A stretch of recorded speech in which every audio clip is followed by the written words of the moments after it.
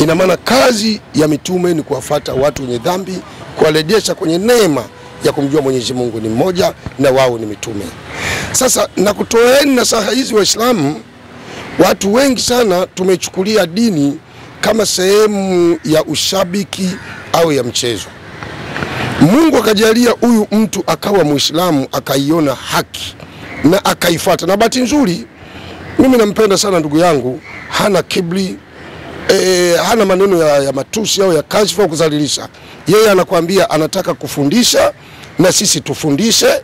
Sasa swala la yeye kuwa Muislamu au kutokuwa Muislamu sio swala langu mimi wala lake wala la kwako, ni swala la Mwenyezi Mungu Subhanahu wa Ta'ala.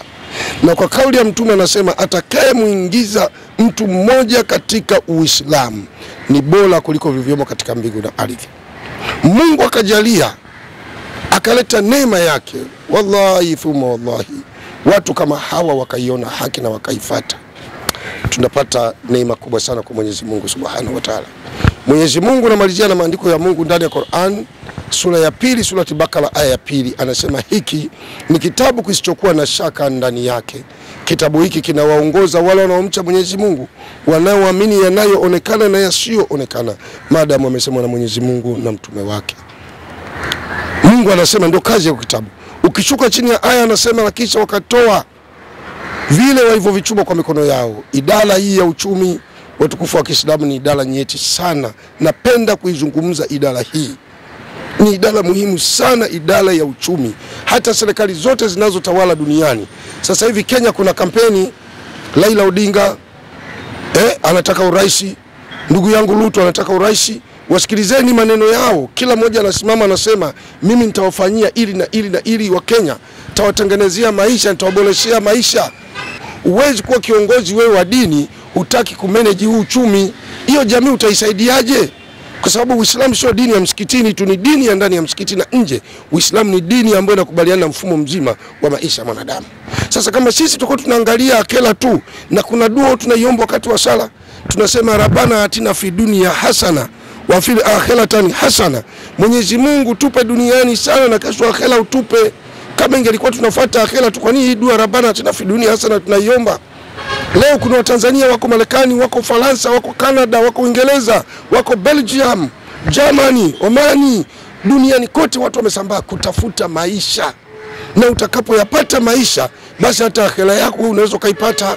Na ndio maana Mtume sallallahu alaihi wasallam akasema ijengeni dunia kama mtaishi milele, na ijengeni akhera yenu kama mtaondoka kesho. Leo Waislamu swala la dunia, kujenga dunia, limekuwa ni uvivu tumewachia wasiokuwa sisi. Hapa ndipo tulipofeli na tunashindwa hapa. Kwa ndugu yangu Muislamu, ninapokaribia binafsi kama Sheikh Mwaipopo, nataka niandae mkutano huu, nitoe kadi mwaliko kwa ndugu yangu. Yeye atakuja na wafuasi wake au waumini wake, tutakaa tutafanya mjadala wa heshima. Ndugu yangu, mimi nakupenda sana na natamani sana uijue haki na uifuate, na nakuombea sana sana kwa Mwenyezi Mungu inshallah. Nimependa sana maneno yako, nimependa busara yako, ninapenda sana kwa kweli unavyozungumza. Ila lazima nikwambie ukweli ndugu yangu, na Mungu akutuambia si tuwachukie wa Kristo. Ukimwona Muislamu yoyote anawachukia wa Kristo, mwambie wewe hujakuwa Muislamu. Wallahi nakwambia wewe hujakuwa Muislamu, kwa sababu ili uwe Muislamu lazima utangulize wema, na wema ndio misingi ya Uislamu. Na ndio maana Mtume sallallahu alaihi wasallam wasiokuwa Waislamu wa Kristo kama nyinyi, Mayahudi, wapagani, walimuita jina, wanasema huyu ni mkweli muaminifu. Mtume alikuwa mkweli sana kwa watu wote, alikuwa muaminifu, wala kuchukia wa Kristo wala kuua wa Kristo. Ukimwona mtu anakuja kukuua wewe kwa kisingizio cha mwamvuli wa dini, mwambie wewe muongo, ujui dini. Dini ni kitu kinachofundisha amani, mapenzi, huruma kwa watu, umoja, ndiyo dini. Kwa mimi nakupenda sana, na ninaomba sana Mwenyezi Mungu akuoneshe haki uifuate, na kuondolee kibri kama ulivyo. Uwe mtu flexible, uwe mtu simple kama unavyojiweka, hali ya kuwa una maisha yako, una elimu yako na umesoma. Lakini kuna vitu lazima tukubali kwamba inshallah Mwenyezi Mungu atakuonyesha, utaiona haki na uisimamie hiyo haki. Kwa mimi nakupeni nasaha zangu tu Waislamu. Hawa watu ni muhimu sana kufanya nao mazungumzo. Na hii ndio kazi waliyofanya Mtume sallallahu alaihi wasallam. Mtume hakwenda kufanya vurugu kwa Wakristo, wala Mtume hakufanyia vurugu watu. Ila wao Mayahudi na manasala ndio walikuja kumfanyia bugudha Mtume Muhammad sallallahu alaihi wasallam. Kwa hiyo mimi binafsi kama Sheikh Mwaipopo mhubiri nataka kuandaa mkutano huu wa kimataifa wallahi ambao haujawahi kufanyika Tanzania. Nataka niufanyie hoteli moja iko hapa mjini, itakao chukua hiyo hoteli ni nzuri ya kisasa, itakao kuikodi tu karibuni milioni 2 kuingia mle ndani ya ukumbi, ambao itakuwa full AC. Watakuja hawa mabwana na wengine wote watakuja, tutakaa na wahubiri wengine wote, nitawaalika wote tujae mle, na yeye atakuja na mwenye yake, yeye ni kiongozi, lazima tumpe heshima, ni kiongozi. Tukae tufanya naye mazungumzo. Bwana, wewe unatuambia utume wako umeupataje? Wewe unatuambia si tuokoke twende wapi? Wewe unatuambia Yesu Mungu ni Mungu kwa andiko gani? Kama atatuonesha maandiko yote yatakuwa yenye ukweli kama anavyosema, hataki tusome robo mistari, tufundishe kwa kusoma paragrafu nzima. Kama atatuonesha ukweli, Bwana Kashasha, sisi hatutakupinga kama utausimamia ukweli. Hatupingi. Kama utasimamia ukweli wa maandiko, hatuwezi kukupinga. Na hiyo ndio elimu. Ndugu yangu, hiyo ndio elimu. Kama ulivyosema kwamba utaki mtu yote msomi ni mtulivu. Msomi sifa yake ni utulivu na kuangalia mambo kwa ukamilifu. Mimi nilikuwa Mkristo kama wewe. Nilikuwa kama wewe, lakini Mwenyezi Mungu amenigusa nikaelekea katika haki. Kwa hiyo mimi nakuomba usiwe na jaziba na usijenge chuki ya kuwachukia Waislamu, kama ulivyoniambia kwamba wewe huna chuki na Waislamu wala Uislamu, unaishi nao Dar es Salaam Waislamu, kila kote umezungukwa na Waislamu, hakuna ugomvi na Waislamu, kwa ndio maana unapenda kukaa na Waislamu kufanya mazungumzo ya dini. Mimi nimependa sana maneno yako, nimependa sana kupongeza sana. Ni Mkristo wa aina yake, lazima niseme kweli. Kwa mimi nakuombeeni Waislamu sana mlioko nje ya nchi. Hii ni taasisi inaitwa Khidmati Dawati Islamia. Khidmati Dawati Islamia. Nilizungumza siku moja na Muislamu mmoja, alikuwa Marekani, akaniambia, Mwaipopo, mnapata shida sana kutangaza Uislamu Tanzania. Kwani Tanzania hakuna matajiri wakasupport Uislamu? Nikamhurumia sana huyo mtu, nikaona huyu mtu bwana, wewe wake mdogo sana. Hebu nikupe mfano ndugu yangu Muislamu. Kama serikali yenyewe ya Tanzania, serikali yenyewe bajeti yake inategemea kupata misaada kutoka nje. Serikali, sio mimi, serikali ambayo ina rasilimali chungu mzima, lakini bado inategemea msaada wa kuomba Ulaya ili ilete wasaidie wa Tanzania. Sasa hivi itakuja kuwa dini ambao sisi watu wa dini hatuchukui kodi, hatuchukui mapato ya aina yoyote, mtu unamfuata ni utashi wake yeye kusaidia dini. Hivi unaweza ukasema kwamba Tanzania ni nchi ambayo inamiliki uchumi mpaka watu wa dini wakaweza kusupport dini peke yao? Mimi hili jambo wasiliafiki sana. Ni kweli watu wana mahela, wana mabilioni, ni mtu mmoja tuanza kusema bana, milioni ngapi mkutano gharama yake milioni 5, mimi nafadhili wote mkutano milioni 5, fanyeni mkutano. Watu wakiingia katika dini mimi nitakuwa nimepata kheri. Lakini bahati mbaya mambo ya dini ni magumu, ni mazito, yanataka imani na yakini. Nimalize na aya moja katika Qur'ani, surati Mu'minuna, sura 23 aya ya kwanza.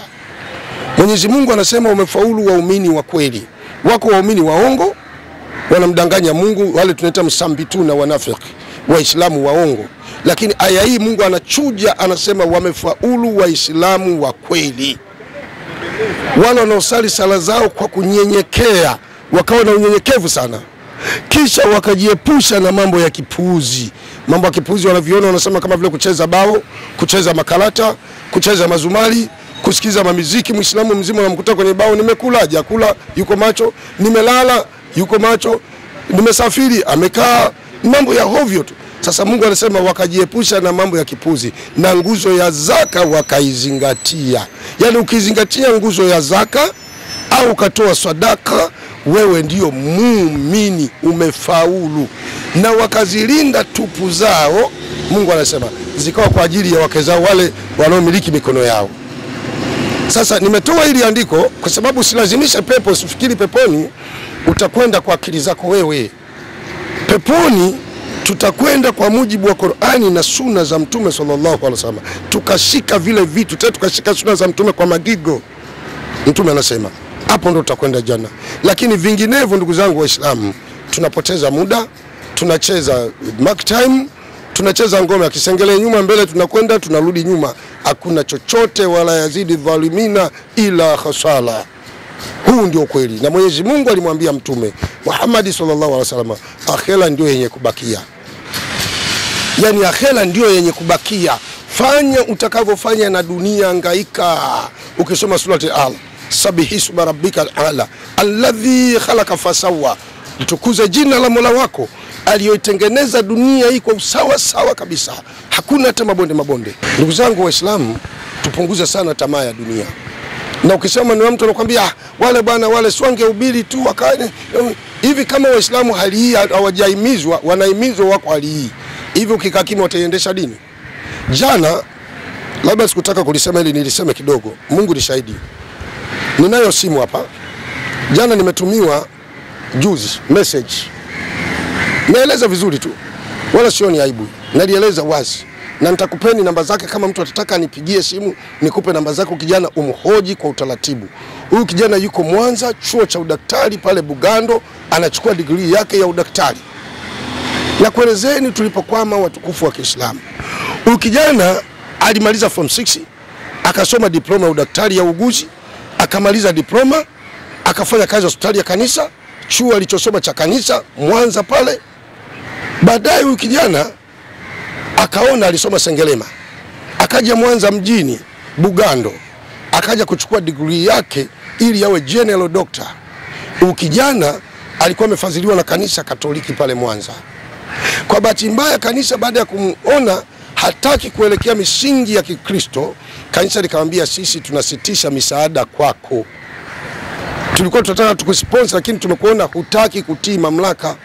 Kwa kuwa hutaki kubatizwa wewe, itabidi uendelee na imani yako na usome, lakini sisi hatutokusomesha. Kama utapata mtu wa kukufadhili, basi mwite akufadhili uendelee kusoma. Sikilizeni kisa hiki Waislamu. Yule kijana akaona sasa nimekwama. Ada yake ni maskini, uwezo wa kusoma nao. Ada yake kwa mwaka ni 4,700,000. Ukijana akaenda msikiti fulani pale Mwanza na uhifadhi, wakamkataa, wakamtolea nje. Kenda msikiti fulani, wamemtolea nje. Yule kijana ameandika barua kwenye taasisi kubwa ya Kiislamu, imewekwa kapuni, hajajibiwa. Juzi kanipigia simu analia, wallahi, anambia Sheikh Mwaipopo, hivi sasa kwa hali hii nifanye nini? Unataka mimi nibatizwe? Nikamwambia usifanye hivyo mdogo wangu. Kijana yuko Mwanza pale Bugando, anasoma degree yake kwa muda wa miaka 4, anapata tabu. Hivi kweli Waislamu tungalikuwa tunayakini na dini, hawa vijana sio vijana kuwasaidia ili wasome? Na kama mtu atafikiri uongo, mimi anipigie simu ambaye Mwaipopo anasema maneno, nipe namba yako ya simu, nipe namba ya kijana, ni mhoji kiutaratibu, kitaalamu, alafu atafunguka yule kijana, atakwambia mambo mengi sana. Mimi nataka niyazungumze haya madhaifu ambayo tunayatengeneza sisi wenyewe. Lakini nataka nikwambie, na ninakwambia Mkristo, Uislamu wallahi na hapa billahi thumma wallahi ni kiapo kikubwa sana, Uislamu ni dini ya Mwenyezi Mungu. Mimi nakwambia, I'm telling you brother, Uislamu ni dini ya Mwenyezi Mungu, 100% ni dini ya Mwenyezi Mungu. Lakini bahati mbaya tu sisi, dunia baadhi ya watu imewashika. Usiwaone hivi Waislamu ukasema ndio Uislamu mwatuma wafanye hayo. Hayo ni matashi yao wao kama wao.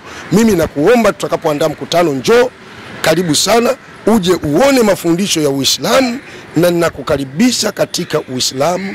Wewe utakaoona ukweli ufate. Kama utaona Uislamu ni uongo, achana nao kwa mujibu wa maandiko. Usije ukaufuata Uislamu kwa jaziba, kwa mujibu wa maandiko. Ukiona kama tunayokuambia ni uongo, basi tuachie uongo wetu. Lakini nataka nikwambie kwa dini ya Mwenyezi Mungu, Uislamu ni dini ya Mungu. Haya mapesa, wewe unapendeza kama hivi, umevaa suti, unakula vizuri, unalala vizuri, una gari nzuri, una nyumba nzuri, ni kweli ni dunia tu. Lakini mtafute Mungu, umjue Mungu wa kweli na umfahamu Mungu wa kweli. Hata mimi brother nilikuwa Mkristo kama wewe. Nakushukuru sana kwa maamuzi uliyotaka kwamba tufanye mjadala wa elimu wa kitaaluma. Lakini Waislamu hawa ni watu wazuri sana, ila shetani anawachezea kwa sababu wamesimama kwenye haki. Sehemu waliokuwa wamesimama ni kwenye haki. Kama ahadi aliyochukua kwamba nitawakalia nyuma kushoto kulia na kulia kushoto na nyuma na mbele, ndio shetani anawachezea. Kwa hayo unayoyaona unayofanya Waislamu sio Uislamu. Uislamu wote uko ndani ya Qur'an. Dunia imetukamata. Dunia imetushika brother. Kwa hiyo ndugu yangu Muislamu, hii ni taasisi ambayo iko katika usajili mzuri, inaitwa Khidmati Dawati Islamia. Namba zetu za simu ziko hapo, ni Khidmati Dawati Islamia. Hata ukituma SMS haitoki namba ya mtu, inatoka jina la taasisi Khidmati Dawati Islamia. Kama una nia ya kutaka kufadhili jambo hili ili tufanye kazi ya Mungu kwa utulivu, tuwahubiri watu wengi kuliko hawa na wengine na ndugu yetu, tukafanya naye mazungumzo, kwa kunywa maji vizuri, tukamhudumia maji akanywa, akaona ukarimu wa dini, basi itatoka jina Khidmati Dawati Islamia. Wewe nipigie simu, bwana Mwaipopo, hebu nieleze tatizo ni nini, mnashindwa kufanya kazi. Leo imefikia Dar es Salaam sasa hivi hakuna mihadhara, imekufa. Mihadhara imekufa yote. Ukiona mkutano ni mkutano wa uganga. Mtu kaita mkutano anafanya uganga, anauza madawa, basi. Sikatai uganga, hata mimi nafanya, tiba nafanya. Lakini lazima nipe nafasi dini ya Mwenyezi Mungu. Kwa nini nafikiri watu sasa hivi hawafanyi mihadhara? Maisha yamewashika, hakuna wafadhili wa dini, wahadhiri watu wamelala. Nafikiri kama mnakumbuka toka mkutano wangu wa Mbagala na mkutano wa Manzese, hakuna tena mtu kuweza kuandaa mkutano. Kuandaa mkutano ni very expensive. Kwa mimi niishie hapo. Kabla sijaishia hapa, kama na neno mchungaji la kuaga au la kufuatiza kwa mwisho, nimpatie microphone dakika 2 aweze kusema. Sijui nataka kusema nini mchungaji. Ndugu yangu bwana Mwaipopo, nina mengi ya kusema. Kama uliongea mambo mengi ambayo unawasihi Waislamu, ndugu zako Waislamu waweze kuchangia, waweze kusupporti hiki ambacho unakifanya. Kama nilivyoeleza, mimi nimetumwa niwafungue macho ndugu zangu kwa elimu.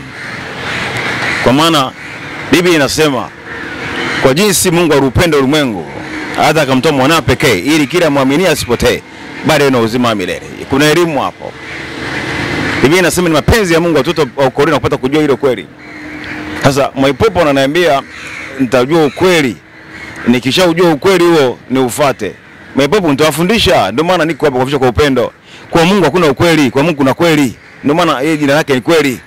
Kwa hizo zote ni elimu ambazo nitawapa Mwaipopo na ndugu zangu Waislamu ambao wako tayari kujifunza na kufuata njia iliyonyoka, ambayo ni njia ya Yesu Kristo. Watu wa njia hiyo ya Yesu. Kwa hiyo tutapeana elimu ili kuondoa yale maswali ambayo Waislamu wanayojua wa Kristo, yale mambo ambayo yamefunga watu wengi, pengine wengine wanabeza, kumbe ndio njia ya kufuatwa. Na tutafundishana mtu anakuwaje Mkristo, tutafundishana Mkristo kimtambua ni nani. Yako mambo ambayo yanatakiwa myajue, ambayo bila shaka Waislamu wote, narudia tena, Waislamu wote mategemeo wa Kristo, na mtakuwa wale ambao watapata neema ya kuokolewa, kwa sababu ni mapenzi ya Mungu watoto wakolewe kupata kujua ile kweli. Kwa hiyo kama nilivyosema bwana Mwaipopo, na kama nilivyoambia Waislamu watazamaji ya kwamba mimi nimetumwa kuhubiri. Kwa hiyo kama uko tayari kufanya kile ambacho nakisema wakati wote, kwa sababu mimi ndio kutoa elimu, nimesema hivi, kusanya wahubiri wenzio, kusanya ukitaka kama ulama, yani kusanya, narudia tena, madam unaitwa Muislamu, unatoa elimu na jumuiya ya Waislamu wanapenda kujifunza mambo haya, ukusanya wahubiri wenzio wote, mkiwa mko tayari, mimi wakati wote nakuja kuwapa darasa, na ninaamini kabisa mnakwenda kuokolewa kwa jina la Yesu. Basi nishukuru ndugu yangu, asema nikusanye kweli, nitakusanya wahubiri wote, na inshallah Mungu akijalia tutamwandikia barua Subhani Habibu Mazinge, nitamwandikia barua Mr. Mbogo, tutakuwa naye. Na kwa alhamdulillah Mungu akijalia, nahitaji niandike barua nimuombe Mheshimiwa Mufti Mkuu wa Tanzania awepo kwenye mkutano huu. Iko vizuri. Uko tayari? Iko vizuri. Mufti Mkuu wa Tanzania nitamwomba afike, na atafika yule mzee, hana tatizo. Aje asikilize mkutano huu, utakuwa ni wa aina yake. Kwa Muislamu usikose kushiriki mkutano huu. Hii wiki yote nitakuwa naanza kufanya matalisho, lakini tutakupa appointment nzuri. Itakuwa tarehe ngapi? Ni baada ya Christmas ndio tutafanya. Inaona Wakristo mko mbioni kusherehekea Christmas, ila baada ya Christmas kwenye tarehe 28 29 basi ndio tutaandaa mtanange huu. Utakao mtanange kuwa wa aina yake. Kwa Muislamu usikose, Mkristo usikose. Ukikosa hili aisee, umekosa mambo mazuri kabisa. Wahubiri wote usiowajua na unaowajua, tutaalika mashekhe wakubwa, maulama wanaojua lugha ya Kiarabu kwa ufasaha, watakuja pale na vitabu. na ndio ndugu yetu tutamuita sasa, bwana tafadhali karibu njoo tufundishe, ueleze, alafu tukuulize maswali. Akiona ukweli yuko tayari kufata, akiona haki au kweli yuko tayari kufata. Sisi hatuna matatizo. Namba yangu ya simu kwa maulizo iko hapo, namba yetu ya simu kwa chochote unachotaka kusaidia iko hapo, kwa vyovyote tunavyotaka kufanya iko hapo. Wewe usio lazima utoe pesa, unaweza kusema jamani mimi fanyeni mkutano sehemu fulani, mimi nitalipa hiyo hoteli. Sio lazima unipe mimi. Kuondoa wasiwasi. Hoteli zipo, hoteli gani sehemu fulani, begani sehemu fulani, duniani kijiji. Bwana hiyo hoteli ya Google Map naiona ni hoteli, ndio nipeni account ya hoteli, tunakupa unaweka, basi sisi tunafanya kazi ya Mwenyezi Mungu Subhanahu wa Ta'ala. Mimi niwatakie mafanikio mema wasikilizaji wote duniani na watazamaji wote duniani wa channel ya Sheikh Mwepopo. Endelea kusubscribe, kucomment na kushare, inshallah biidhnillah. Tushikaneni waislamu kwa ajili ya dini. Dini inahitaji umoja na mshikamano. Wa hadha, assalamu alaykum wa rahmatullahi wa barakatuh.